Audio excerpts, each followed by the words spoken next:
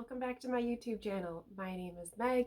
I am a yarn dyer and also a fiber dyer, and this is part 3 of me working on a custom order batch of Polworth combed top, which is fiber that you can use to spin yarn with. So in the first video, I was working on what I thought was a batch of cranberry, and I'll link to that first video as well as the second video. And I totally mucked up the recipe and did not add enough red, and ended up getting this really, really cool colorway. I love when these happy little accidents happen. This is so beautiful. So I should probably back up. I met this customer at Woolen Folk back in October. It's a fiber festival that was downstate the Friday before Rhinebeck weekend. Rhinebeck is affectionately the weekend where everybody goes to Rhinebeck, New York for New York State Sheep and Wool. So I met this customer at the Woolen Folk Festival, and she picked up a couple braids of Polworth roving on cranberry and wanted more. She's going to spin it up and make a sweater, and I'm really, really excited to see how that's going to come out. So she had picked up this color called cranberry. Now this is just how the color looks on yarn. I just wanted to show you guys as a reference point. So you can see it's a very tonal red. It's like a Merlot wine red, cranberry red.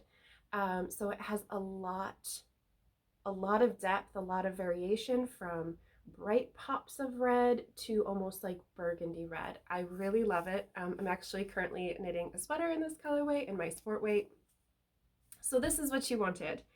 And as you can see, no, we did not get there in that first batch, but we still had a lot of fun doing it.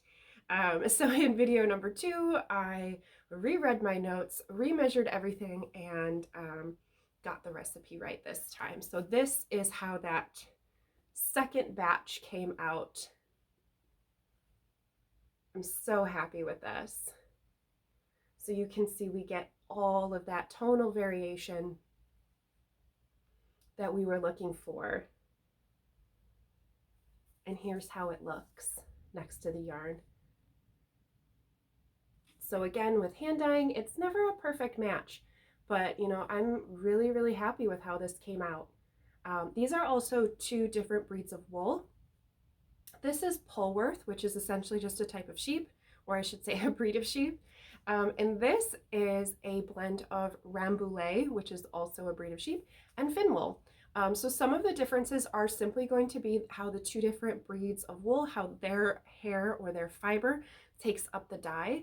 It's just going to be a little bit differently. And then of course, with hand dyeing, I'm hand painting, so there's always going to be little slight variations.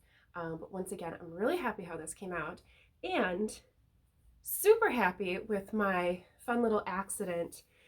So I wanted to actually spin this up because I was so curious what this is going to look like.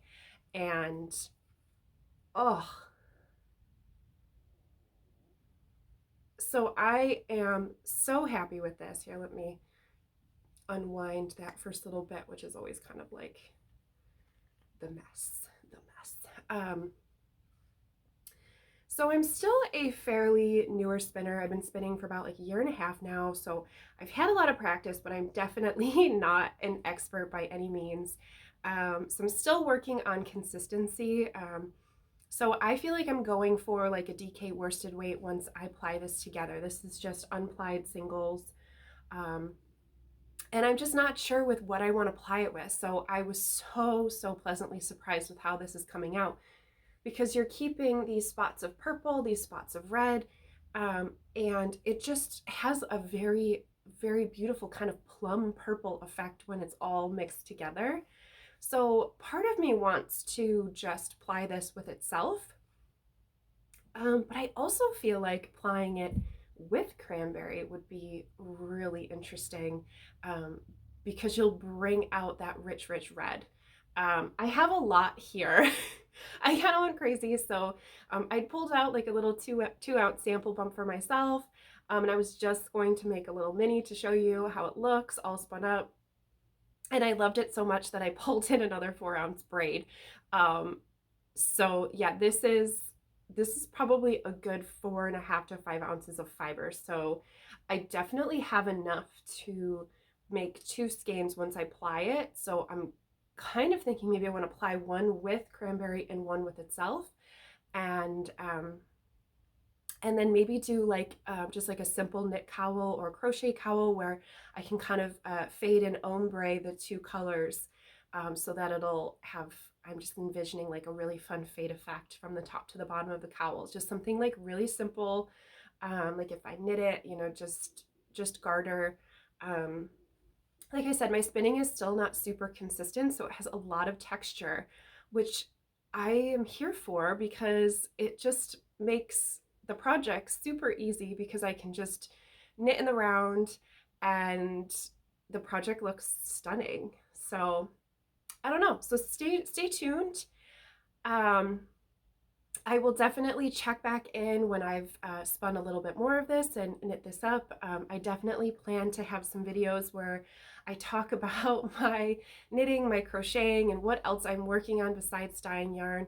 But I know you guys also love to see the yarn dyeing. I get asked all the time, you know, to show the yarn dyeing. And I'm also working on some formal classes. If you are local to Rochester, New York, I've created a syllabus and I'm working on doing some yarn dyeing classes, so those will be offered locally, hopefully in 2023, still sorting out a venue to host those in. And then I also would love to do an online component, you know, whether I just post them here to YouTube or offer them in a series. These are my hopes, dreams, and goals for the new year. So hopefully I can make that happen. So thank you so much for tuning in. My name is Meg. You can find me on Instagram as megsandco_yarn, and you can shop all of my yarn and roving, including these. As soon as I hit stop, I'm going to go photograph this and get it up on my website. So all the extra, if you are interested in, will be posted along with a few extra braids of cranberry that I didn't ship out for the special order. I always dye up a bit of extra just in case.